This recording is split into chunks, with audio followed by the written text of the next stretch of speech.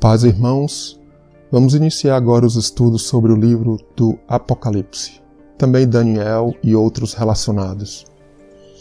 E antes disso, este aqui seria um espaço de introdução, onde gostaria de falar um pouco sobre interpretação bíblica.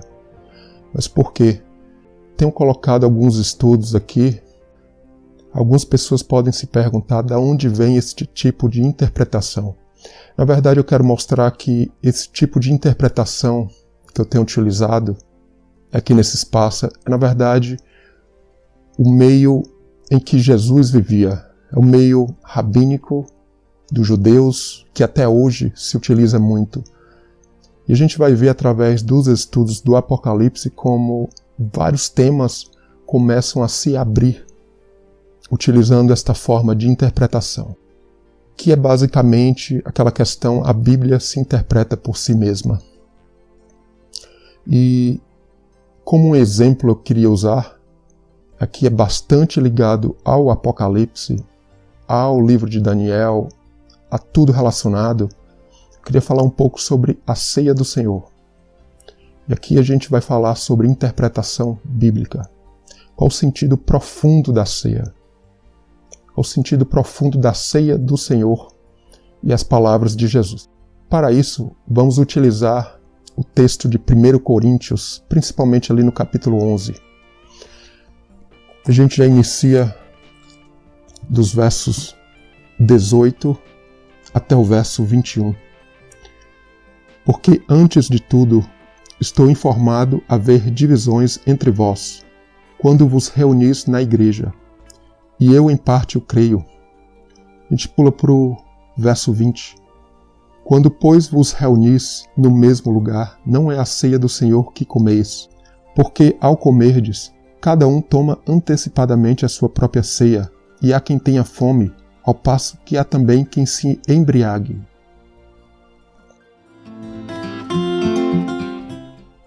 Tenho aqui o vinho, o suco de uva, o pão. Vou dar um exemplo aqui prático. O problema na igreja de Coríntios, como a gente leu, havia dissensões ou divisão na igreja. Basicamente, ricos e pobres. Eles iam ali para a igreja, para se reunir como igreja, e os que tinham poder aquisitivo maior estavam comendo, até se embriagando entre si, enquanto muitos que não tinham condições, até fome passavam. O que a gente nota aí? Primeiro, a ceia do Senhor era uma refeição. Eles tinham esse costume de se reunir e ali comer e partilhar o pão junto. Mas o problema, havia dissensões. Note todo o contexto da ceia. Um pão que é para ser partido entre eles, não estava sendo. A gente continua a ler aqui nos versos 23 e 24. Porque eu recebi do Senhor o que também vos entreguei, que o Senhor Jesus, na noite em que foi traído, tomou o pão e, tendo dado graças, o partiu e disse: Isso é o meu corpo que é dado por vós. Fazei isto em memória de mim. Isto é o meu corpo. Fazei isto em memória de mim.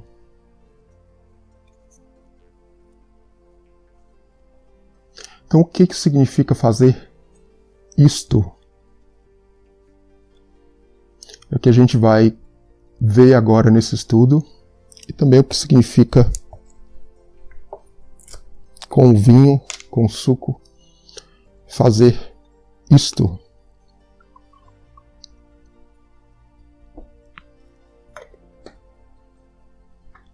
Todo o significado belíssimo da ceia, o significado da memória, o significado de fazer isto. O ponto todo aqui é que as palavras de Jesus são profundas. Existe muita profundidade no que Jesus fala, em tudo. E é isso que a gente tem que usar para interpretação, para, por exemplo, o livro do Apocalipse. Todos os temas relacionados a ele. Um outro detalhe bastante importante: voltar a base, o que Jesus está falando. Sempre ele está usando exemplos do Antigo Testamento. Então, às vezes uma palavra, uma frase de Jesus tem muito conteúdo, muito embasamento ali para a gente buscar o entendimento profundo disto. Então vemos o problema. Cristo, o pão partido por nós. A vida dele foi partida por nós. E uma igreja de Coríntios dividida. Você vê a distorção das coisas. A gente vê como Paulo faz essa correção. E a ceia é algo profundo, em memória de mim. O que significa em memória de mim? Acredito até que nós deveríamos ter essa noção. Imagina eu indo para o mercado, lá eu vejo algo que minha esposa, por exemplo, ama muito, seja uma comida gostosa, ou eu vou a uma loja, vejo um perfume que ela ama, que por sinal está em promoção. Imagine o caso, eu chego, vejo aquele perfume em promoção maravilhosa, aquele perfume em uma promoção muito boa, eu olho para ele e eu lembro dela. Mas eu chego em casa de mãos abanando. Imagine o que vai acontecer, né? Eu chegar e dizer, eu lembrei de você, eu vi aquele perfume, eu lembrei de você. A pergunta é, e aí você não fez nada? Então vamos estudar profundamente o sentido de lembrar. Sempre com base no Apocalipse, porque nós somos a igreja do Senhor. Como vamos ver, vários temas do Apocalipse, dos estudos sobre Daniel, tribulação, estão relacionados à saída do povo do Egito.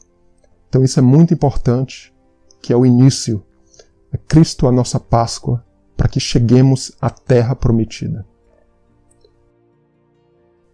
Isso que Cristo é, esse pão partido, e a igreja deve ser também.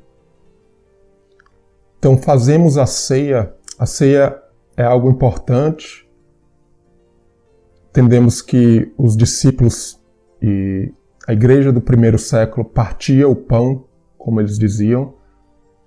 Agora é importante entender o sentido profundo disso aí, de sermos o pão como Jesus foi, que o pão novamente partiu.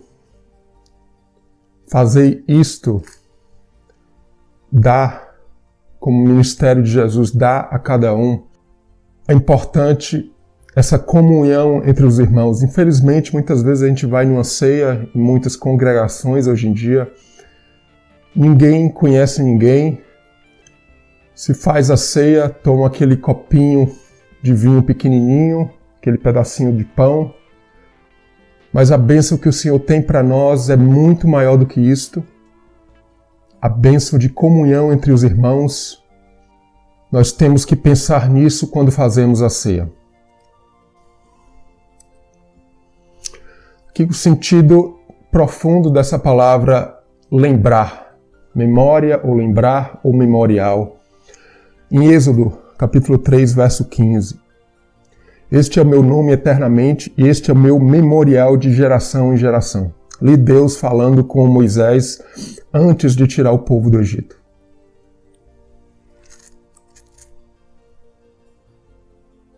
Então Deus, quando lembra, Ele faz. Não é apenas uma memória. Êxodo capítulo 6, verso 5. Também tenho ouvido o gemido dos filhos de Israel, aos quais os egípcios fazem servir, e lembrei-me da minha aliança. Quando ele lembra, ele vai e age para tirar o povo cativo do Egito.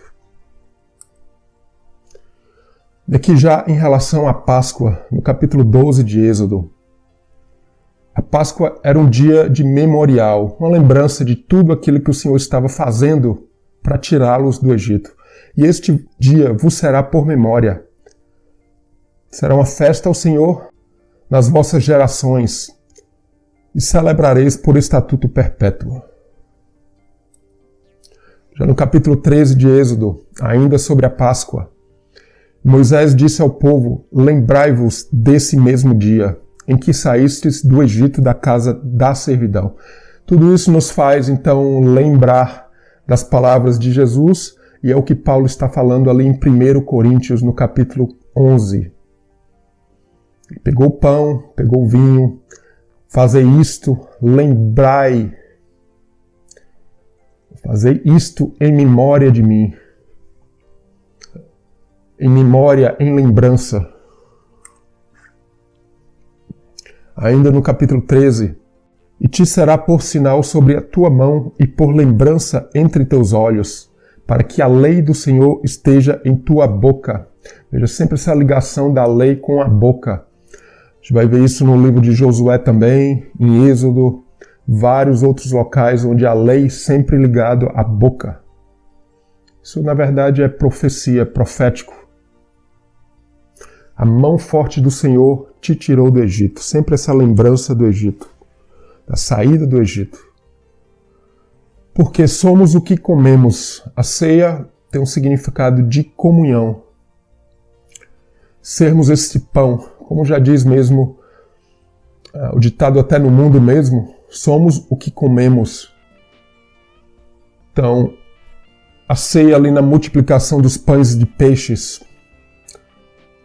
você vê que os pães ali foram multiplicados, divididos. Esse é o sentido, é o ministério de Jesus. E que ele fala depois, comer da sua carne e do seu sangue. Esse é o sentido de partilhar de Cristo, da sua palavra, dos seus ensinamentos. Tudo oposto às bestas, por exemplo, que a gente vê no livro de Apocalipse. Sem nos aprofundarmos muito neste assunto agora no momento, mas a besta ela devora. Ela vem para devorar. Não é um conceito que aparece apenas no Apocalipse ou no livro de Daniel. Isso já vem bem ali do livro de Gênesis, como a gente vai mostrar no decorrer desses estudos. E a besta ela vem devorando, o sentido dos dentes. O que é? No Antigo Testamento, a Síria, Babilônia, todos aqueles impérios que devoraram, todo sentido de devorar o povo de Deus, tirar do caminho. Isso ali já começa lá em José no Egito, no capítulo 37, mas não vou me aprofundar agora no momento. Na verdade, com Adão e Eva, a besta ali, a serpente, é o ser vivente. É esta palavra no hebraico. E mais alguns versículos aqui em Deuteronômio sobre a lembrança, toda a lembrança que o povo teria que ter, aquele já para entrar na terra prometida, um momento que a gente vive hoje. Mais uma vez, somos a igreja no deserto. Tudo o que aconteceu ali no deserto acontece com a igreja dos nossos dias também. E ali no deserto, tudo vai estar relacionado também à história de Israel e à igreja. Vários conceitos como tribulação, várias outras coisas são tiradas de leis ali do Antigo Testamento no deserto. Então a lembrança em todos esses versos, Deuteronômio 5, 9, 15, 16, um dia, tudo falando de um dia a ser lembrado, é sempre a lembrança da saída do Egito. E esse todo o nosso início como igreja, não só individualmente, mas como congregação também, nós com essa lembrança que saímos do Egito, essa lembrança que, mais uma vez, se refere ao fazer também, nossas vidas dedicadas ao trabalho, à obra do Senhor, e aquela ligação com os irmãos, né? O pão partido. Esse é o ministério de Jesus, esse é o ministério do corpo de Cristo. Lembrar é muito mais do que apenas um ato da memória, mas é uma ação. Deus lembra-se de Noé após o dilúvio. Imagina se Deus não tivesse agido e ali secado aquelas águas. Noé estaria esperando, mas Deus agiu e as águas ali se cessaram e secaram. Ana, ali na história de Samuel, que não podia ter filho, orou, pediu a lembrança de Deus. E a Bíblia fala também que Deus se lembrou dela. Ela ficou grávida, nasceu Samuel. Analisando estas histórias e outras, sabemos que lembrar significa agir biblicamente falando. Então, vamos continuar no monitor. Sobre interpretação bíblica, a importância do contexto. Às vezes está o contexto ali dentro daquele texto, naqueles versículos próximos do próprio capítulo, mas também dentro do mesmo livro. A gente vai ver isso exatamente em 1 Coríntios, aqui com relação à ceia. E o contexto dentro de toda a Bíblia. O que a Bíblia fala de certo assunto? Por exemplo, do fogo. O que significa o fogo na Bíblia? Então, quando analisa um texto, tem que ver todos esses detalhes. Então, aqui, muito interessante a questão da ceia, porque Paulo começa a falar da ceia já antes do capítulo 11 de 1 Coríntios. Ele vai falar no capítulo 10 que o pão que partimos é a comunhão do corpo de Cristo. Ele vai falar que somos, nós, a igreja, um só pão, ou seja, não é eu que estou falando, a igreja é o pão. Como Cristo foi o pão, o corpo de Cristo deve ser partido, porque o que comemos, no caso, se o pão é Cristo, a igreja passa a ser como Ele. Não que a igreja é Jesus, a igreja passa a ter as características de Jesus. Ali Paulo vai falar também de não participar de idolatria de alimentos sacrificados a ídolos. Então tudo é o mesmo contexto. No capítulo 11 ele vai iniciar a falar sobre o problema da igreja de Coríntios, entre outras coisas, mas tudo ali no mesmo contexto, dessa questão de divisão e pão partido. Então, o exemplo que ele dá, a questão da ceia e da divisão que havia dentro da igreja, os pobres e os ricos separados, é algo bastante profundo. E esse é o sentido da ceia, essa união. Então, por isso que ele fala também examinar-se. Então, estamos realmente sendo este pão?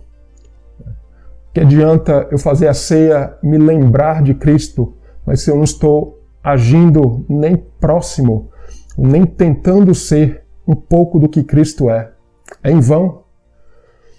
E até ali no capítulo 12, quando ele vai falar em seguida agora sobre o corpo de Cristo, os membros do corpo, sobre os dons espirituais no corpo.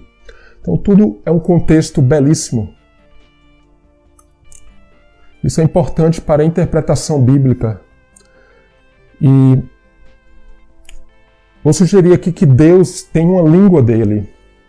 Aqui a gente já iniciou a falar sobre lembrar, memória, memorial.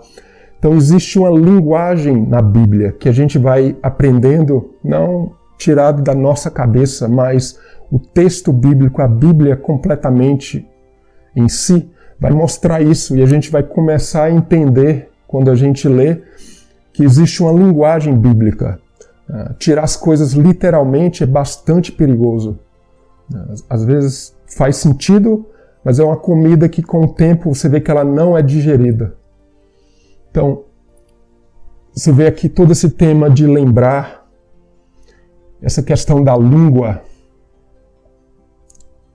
Lembrar que como uma palavra que a gente tem usado como exemplo, mas um outro tópico aqui sobre a língua, que está ligado a Daniel, Apocalipse, tudo ali que aconteceu com Israel e que acontece com a igreja, como a gente vê no livro de Apocalipse. Então, amizade com Deus, Abraão, por quê? Porque ele saiu lá daquela terra que por sinal era ali próxima, pelas áreas da Babilônia ali, terra dos caldeus, e foi para onde? Uma terra que o Senhor mostrou. Então, essa amizade, o que é? Estar próximo. Então, a Bíblia mostra isso através de ir para uma terra. O contrário, sair da terra para longe. Quando se sai para longe, com as consequências, literalmente falando, que acontecia uma língua diferente.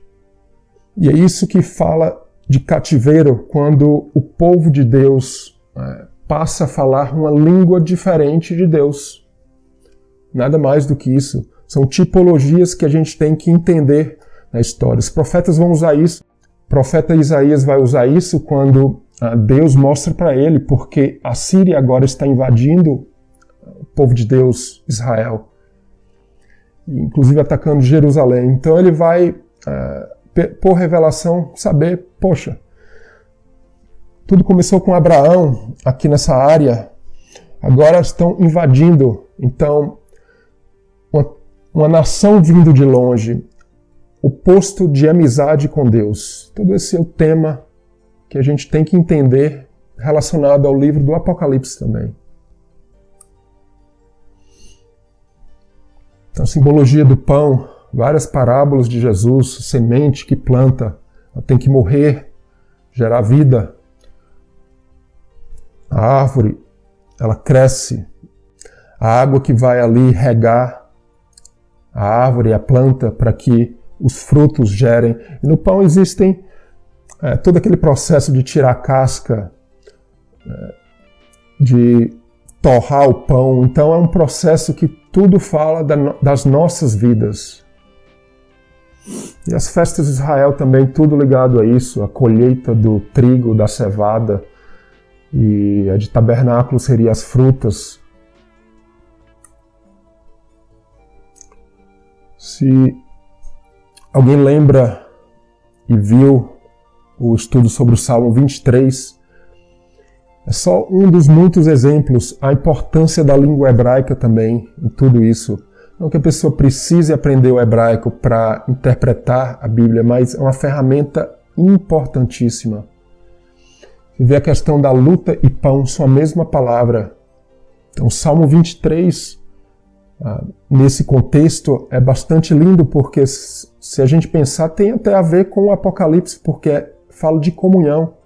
O Senhor é o meu pastor, nada me faltará. É todo um salmo de provisão. Próximos ao Senhor existe essa provisão. Longe do Senhor existe o que? Luta. A besta que vem para devorar. Então isso é o que acontece com o povo de Deus. Isso é, como eu já falei, desde ali do livro de Gênesis. Isso não é nada novo. A gente tem sempre que voltar ao início, principalmente ali os 5 primeiros livros. Também a gente tem toda a história de Israel. Com isso a gente tira tudo o que está acontecendo hoje com a igreja. Não existe nada de novo debaixo do céu, debaixo do sol. Então, comunhão, as 7 igrejas e o restante do livro de Apocalipse. É interessante que se a gente olhar vários tópicos relativos às 7 igrejas ali no início do livro de Apocalipse, são temas que vão permear ali o restante do livro de Apocalipse.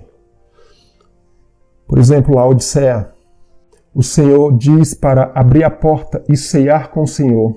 Todo esse contexto e o contraste com as bestas que devoram.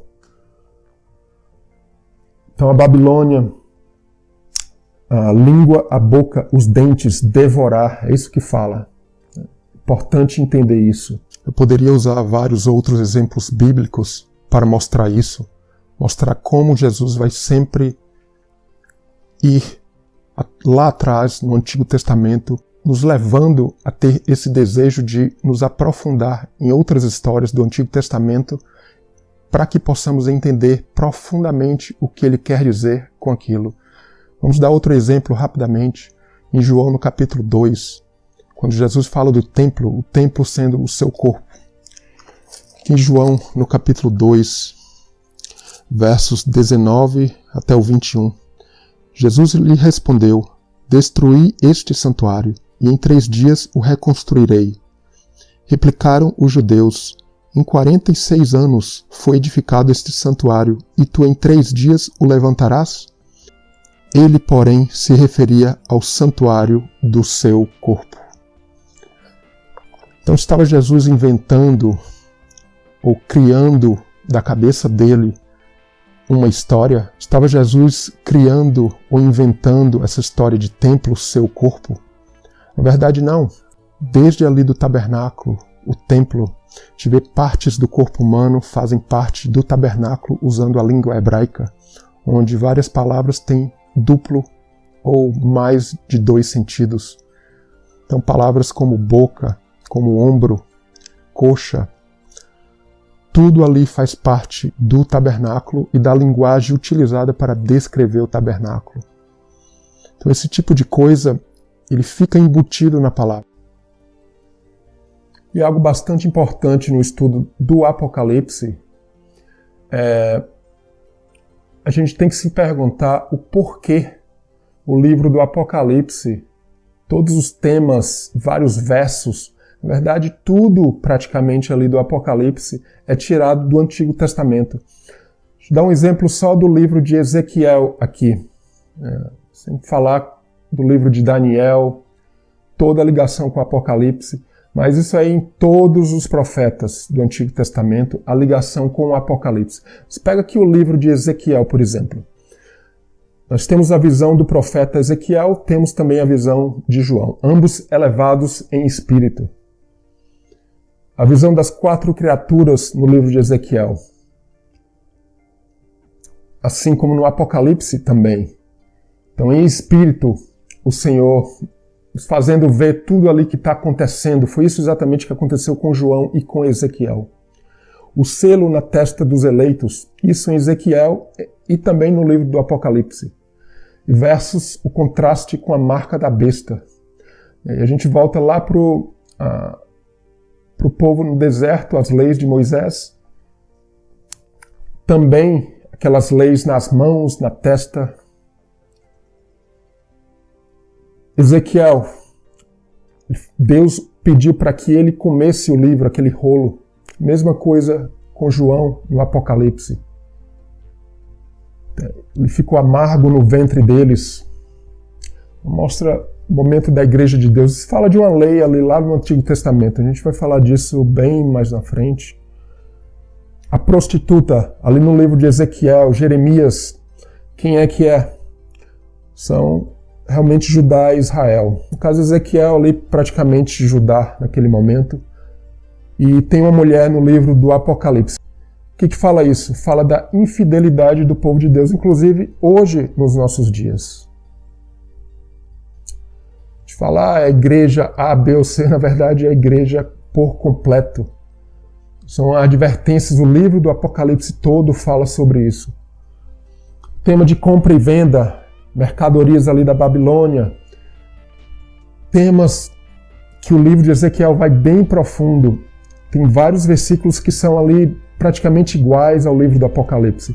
Então a gente sabe que essa mercadoria, o ouro, tudo em contraste com Jesus. Lembra das 7 cartas, uma das igrejas?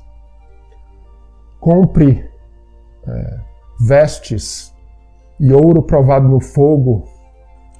Todo esse detalhe que já vem ali desde as 7 cartas ali, toda a ligação com o Antigo Testamento. Algo bastante interessante também, o livro de Jeremias, o livro de Ezequiel. Ao final, o que acontece?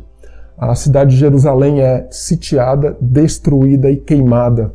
No livro de Apocalipse, a gente vê infidelidade levando ao que é o lago de fogo. A gente vai falar tudo sobre isso. O lago de fogo está descrito ali também no livro de Daniel. A gente vê o tema de ressurreição, Vale dos Ossos, vários significados ali, mas ligado também à ressurreição, à nova vida, ao renascimento, também está no livro do Apocalipse. A gente vê ao final do livro de Ezequiel a nova Jerusalém, o templo, o novo templo de Deus. Isso também está no livro do Apocalipse, que é o reino de Deus descendo sobre a terra. Temos sempre que nos perguntar o porquê de todas essas associações. Então, como eu falei, todos os profetas. Várias partes do livro de Apocalipse são tiradas de pedaços de cada um. Então a história fala o quê? Do Antigo Testamento. De um povo que estava se afastando de Deus, os profetas vinham para chamá-los de volta ao arrependimento. E ao final foram destruídos, vamos dizer assim, o povo, a nação, se espalhou. Na verdade, aquilo que era? Era um julgamento de Deus, era uma correção, era um julgamento corretivo. Deus sempre está preocupado com isso, nos trazer correção. Já que somos filhos, o filho precisa de correção. Então, mais um quadro aqui, um gráfico mostrando isso. E é só alguns exemplos, não são nem todos. Por exemplo, a saída do Egito. Ali, Êxodo, estou falando na verdade os livros ali, Êxodo, Números, Levítico, Deuteronômio, incluindo Josué também. Tive toda a saída do Egito, o povo por 40 anos no deserto para buscar uma terra prometida. Se a gente comparar isso com a igreja, mesma coisa. Cristo, a nossa Páscoa, nós individualmente e coletivamente como igreja, nós saímos do Egito. Às vezes estamos longe, precisamos ali de uma correção. O Senhor vem, nos corrige. Muitas vezes a correção tem que ser mais séria. O que vem? O reino de Cristo sobre nossas vidas. E uma vez a gente espera no futuro que isso aconteça realmente, isso vai acontecer de forma completa em nossas vidas. Outros exemplos, já li nos tempos de Davi, no livro de Juízes, Samuel, e aí vem Davi, que livra o povo de todo aquele domínio do cativeiro. Davi é treinado, tem ali aquela questão com o rei Saul, todas aquelas dificuldades de Davi, ele estava sendo treinado, e ao final o que acontece? Um rei que foi provado, teve suas falhas, mas que a gente vê ao final o templo, com Salomão ali no início, um exemplo de um reinado que prosperou realmente no Senhor. Um exemplo claro do reino de Deus sobre nossas vidas e o reino que vai estender sobre toda a terra. Outro exemplo, Israel partido em dois, Israel e Judá. E ali eles saem do caminho, vão a cativeiro, Assíria, Babilônia, mas ao final o que acontece? Daniel, Neemias, Esdras, ali no final, a restauração, uma nova cidade, a nova Jerusalém, um templo, a festa de tabernáculos é comemorada, tudo símbolo do que acontece ali também no livro do Apocalipse, símbolo dos nossos dias de hoje também. Então, para ficar menos confuso, apenas um dos exemplos aqui com Davi.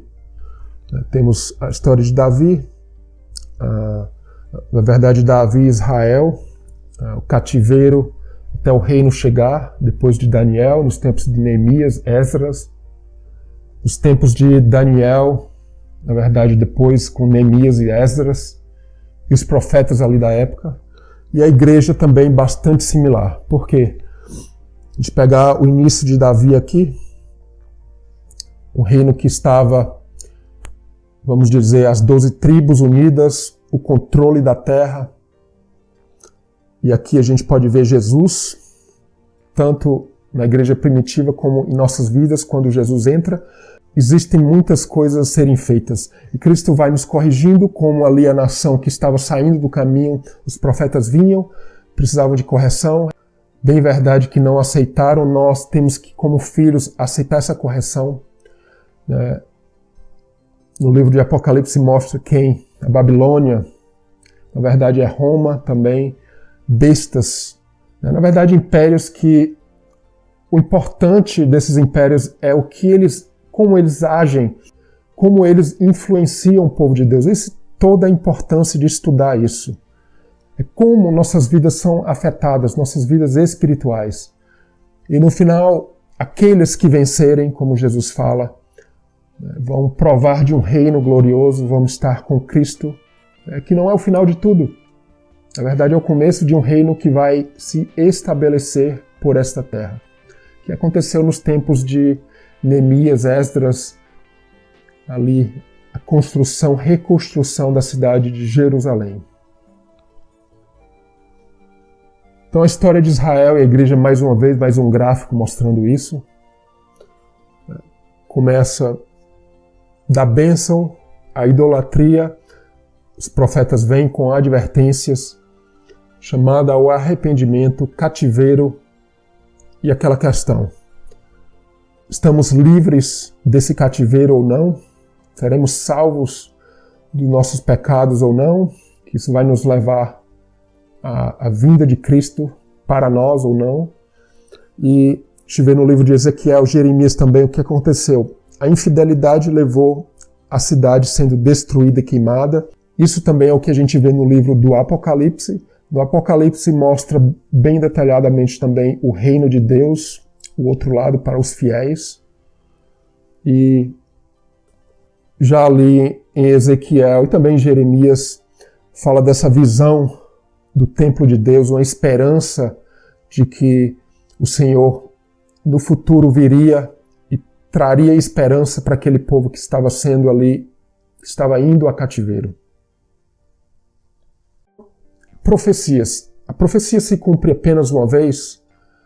Não necessariamente, muitas vezes não. Normalmente tem ciclos de profecia. A mesma profecia se cumprindo múltiplas vezes. Vamos aqui em vários exemplos. Torre de Babel, a Babilônia, a gente vê lá no livro de Gênesis. Depois teria a Babilônia trazendo cativo o povo de Judá. Antes disso, o povo de Israel no Egito. Fala do mesmo assunto. E a gente vê tudo isso, infelizmente, no livro do Apocalipse, a igreja também seguindo, infelizmente, os mesmos caminhos. O livro de Zacarias, o rei montado sobre um jumento, a entrada triunfal de Jesus. Foi Jesus o cumprimento final daquela profecia? Não necessariamente. A segunda vinda mostra agora Jesus vindo, mas o que? A igreja. Ele montado o que? Na igreja, a igreja em humildade. Interessante que o livro de Zacarias fala das profecias dos cavalos, que por sinal ligado ao livro do Apocalipse, cavalos e no final jumento. Então há um contraste bastante interessante. As leis dos sacrifícios no Antigo Testamento, os animais dados em sacrifício. Foi Jesus o cumprimento de todos aqueles sacrifícios? Em parte sim, mas nossas vidas também em sacrifício. Então Jesus foi realmente o espelho que nós olhamos para que nossas vidas sejam espelhadas nele. O tabernáculo e o templo no Antigo Testamento. Foi Jesus o templo? Sim, ele falou isso. O corpo dele era o templo. Mas sabemos que o corpo da igreja também, a igreja é o templo. Nós oferecemos estes sacrifícios agradáveis ao Senhor. Esse é o nosso culto. É o nosso culto. Fazer sacrifícios, assim como era o culto do Antigo Testamento. Questão da ceia, que é o tópico aqui maior que estou falando.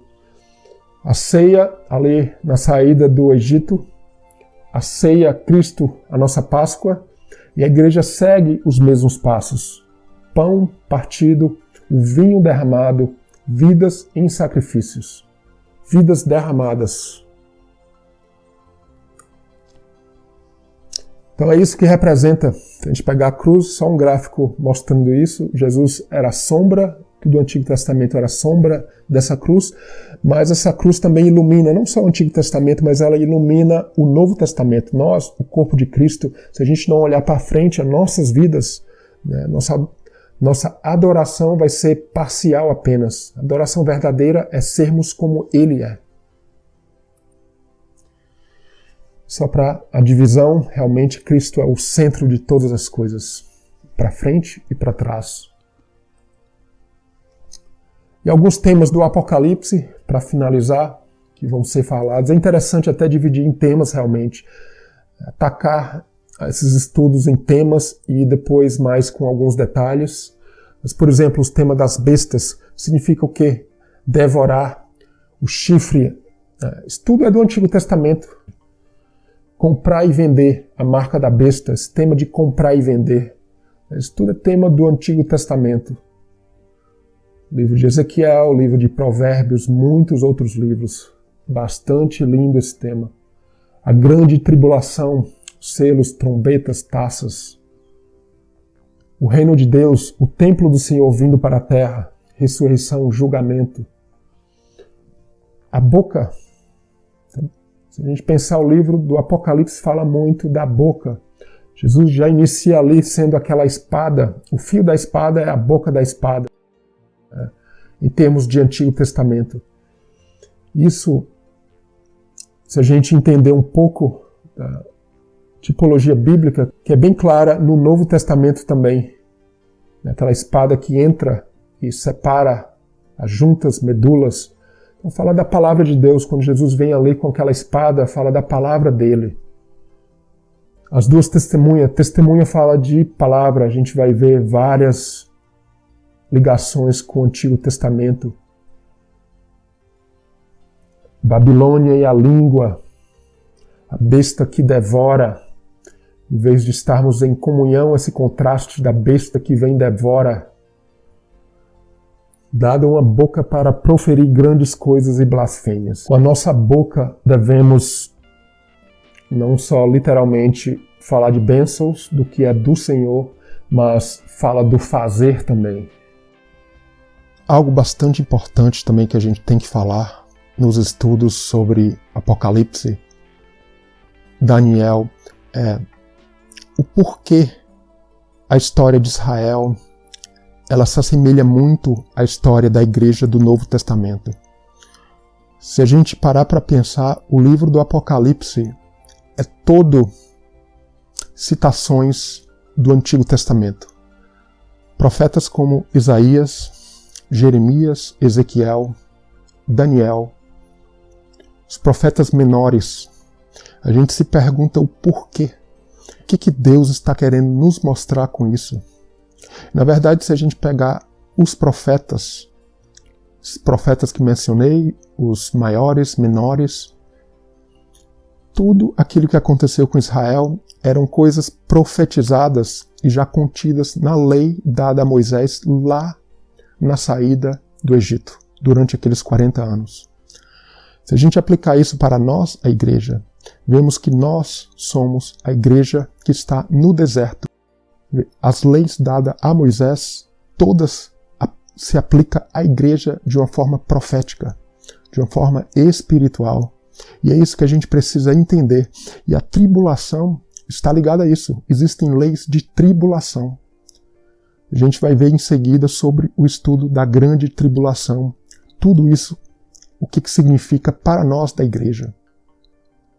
Então são coisas lindíssimas, né? Porque Deus nos dá toda a capacidade de entender o livro do Apocalipse, Daniel, Mateus 24, Tessalonicenses, a volta de Cristo, porque o Antigo Testamento, Paulo, Jesus, eles vão pegar todas essas bases bíblicas do Antigo Testamento, como a gente vai ver. A história ali de Moisés, ali na montanha, e o povo lá embaixo, a construção do bezerro de ouro, as leis que foram dadas ali naquele momento, com Moisés lá em cima do monte, tudo reflexo do momento que a igreja vive hoje. Ali era o Pentecoste, é o momento que a igreja vive hoje. A entrada na terra prometida, Josué, a queda de Jericó, o reino de Davi, o templo de Salomão, a festa de tabernáculos, tudo fala de um reino vindouro que vai se cumprir fielmente com a igreja. Então são temas que a gente precisa entender. Então o estudo do Apocalipse é um estudo lindíssimo e grandioso, longo inclusive. Em seguida vou falar sobre a grande tribulação, a grande verdade sobre a grande tribulação. Como eu falei, a grande tribulação mostrada ali no livro de Apocalipse, mostrada também em Mateus 24. Na verdade, são temas que a gente vê no livro de Êxodo, as leis dadas a Moisés, contidas no livro de Levítico, Números e Deuteronômio. É um estudo lindíssimo que mostra o que significa realmente essa tribulação, que a igreja está passando ou vai passar. Pré-tribulação, pós-tribulação, arrebatamento, o que tem realmente de fato bíblico sobre isso. Então a gente vai ver em seguida sobre isso.